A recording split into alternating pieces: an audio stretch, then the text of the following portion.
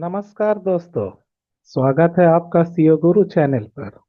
यहाँ हम अकाउंटिंग और बिजनेस और एआई स्किल्स को आसान भाषा में समझते हैं। आज का विषय है अकाउंटिंग इन हिंदी, यानी अकाउंटिंग क्या है और क्यों जरूरी है। आज हम इसके बारे में डिस्कस करेंगे। अकाउंटिंग एक व्यवस्थित व्यवसायिक प्रक्रिया है।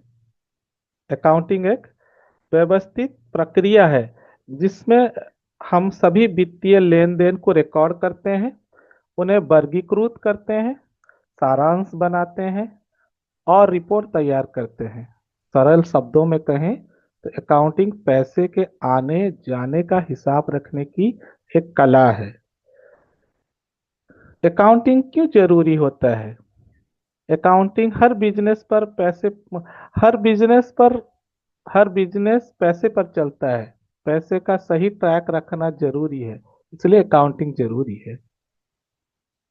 अकाउंटिंग हमें खर्च आय की सही हिसाब देता है, मनी जिसको मनी मैनेजमेंट बोलते हैं।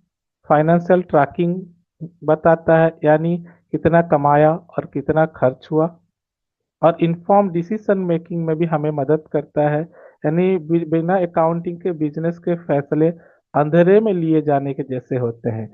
इसलिए अकाउंटिंग बहुत जरूरी है ताकि हम money management, financial tracking, inform decision को मैनेज कर सकें।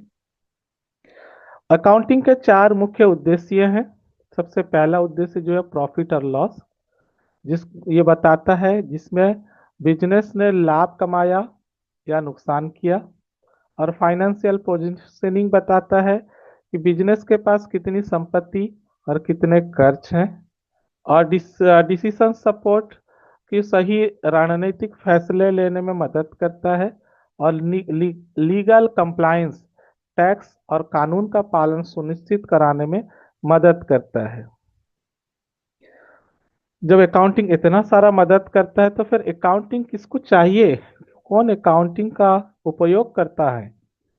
सबसे पहले उपयोगकर्ता जो अकाउंटिंग के हैं वो बिजनेस ओनर हैं। लाभ और ग्रोथ देखने के लिए उनको अकाउंटिंग इंफॉर्मेशन चाहिए।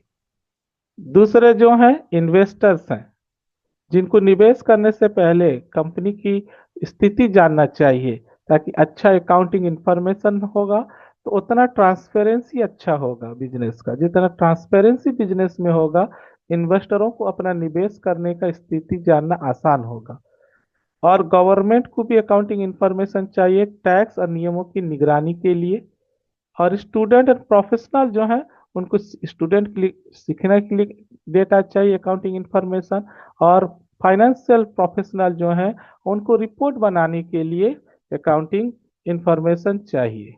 जब इतने सारों को अकाउंटिंग इंफॉर्मेशन चाहिए तो फिर कितना टाइप का अकाउंटिंग होता है ये भी तो जानना जरूरी है। तो चलिए हम बताते हैं। अकाउंटिंग बहुत सारा टाइप्स का होता है, मगर हम आज उन टाइप के बारे में नहीं बात करेंगे। किसी और दिन एक वीडियो बनाएंगे जिसमें पूरे टाइप जो है अकाउंटिंग का उसके बारे में विस्तृत जानकारी देंगे। और आज जो है हम सिर्फ चार मुख्य अकाउंटिंग जो है उसको थोड़ा बहुत जानेंगे। सबसे पहला अकाउंटिंग होता है फाइनेंशियल अकाउंटिंग। ये तो बेस अकाउंटिंग है जो हर बिजनेस में इस्तेमाल होता है डे टू डे ऑपरेशन के लिए। और दूसरा जो है कॉस्ट अकाउंटिंग है। ये उत्पादन लागत और दक्षता जानने के लिए किया जाता है, कॉस्ट अकाउंटिंग। उसके बाद तीसरा होता है मैनेजमेंट अकाउंटिंग। मैनेजमेंट के अंदरूनी निर्णयों के लिए जो अकाउंटिंग होता है, जो सारा इंसाइट्स कलेक्ट करता, फाइनेंशियल अकाउंटिंग कॉस्ट अकाउंटिंग से सारों से इंसाइट कलेक्ट करता है और बाकी अकाउंटिंग से भी कलेक्ट करता है। और मैनेजमेंट को एक इंसाइट देता है, मैनेजमेंट को डिसीजन मेकिंग करने के लिए एक विस्तृत पिक्चर प्रदान करता है, जिसको मैनेजमेंट अकाउंटिंग बोलते हैं। फिर इसके बाद जो है टैक्स अकाउंटिंग है, जो टैक्स कानूनों को पालन करने के लिए किया जाता है। अब सारा अकाउंटिंग तो हमें समझ में आया, मगर अकाउंटिंग का न्यू जो है वो डबल एंट्री सिस्टम से ही शुरू होता है, जो अकाउंटिंग का बुनियाद। अकाउंटिंग का जो न्यू है डबल एंट्री सिस्टम है। और डबल एंट्री सिस्टम जो है दो पहलू पे आधारित है। एक पहलू उसका होता है डेबिट, दूसरा पहलू होता है क्रेडिट। जैसा कि हम लेते हैं तो देना भी हमें होता है। जैसा लेने देने दो पहलू होते हैं, उसी तरह अकाउंट्स के भी दो पहलू होते हैं, डेबिट और क्रेडिट। अब हर वक्त हर ट्रांजैक्शन में, हर कारोबार में, हर अकाउंटिंग में इन दो पहलुओं का आपस में मिलना, बैलेंस होना, यानी टैली होना बहुत जरूरी हो जाता है। अब जब हम अकाउंटिंग को समझ रहे हैं तो अकाउंटिंग के लिए कुछ शब्द हैं, उन शब्दों के बगैर अकाउंटिंग नहीं समझा जा सकता। और वो कुछ उसमें से कुछ बेसिक टर्म है, बेसिक अकाउंटिंग टर्म्स है जिसको अभी हम समझेंगे। अब वो बेसिक अकाउंटिंग टर्म में सबसे पहला जो होता है एसेट्स, जिससे बिजनेस की संपत्ति होते हैं, जैसा cash, property, equipments, vehicle, building, land, machinery, plant, सारा अकाउंटिंग के एसेट्स हैं। उसी तरह एक होता है लाइबिलिटीज, कर्ज और देनदारियां, जैसा सप्लायरों को पेमेंट, कर्मचारियों को उनका दरमा और भत्ता, ये सारा है लाइबिलिटीज। और टैक्स भी जो चुकाना होता है बिजनेस से, वो भी होता है लाइबिलिटीज। फिर तीसरा होता है इक्विटी, बिजनेस के मालिक का हिस्सा, बिजनेस के मालिक का हिस्सा, उसमें उसका कैपिटल होता है जो बिजनेस में लगाया होता है मालिक, और बिजनेस से जो प्रॉफिट आता है वो भी बिजनेस के मालिक का हिस्सा है।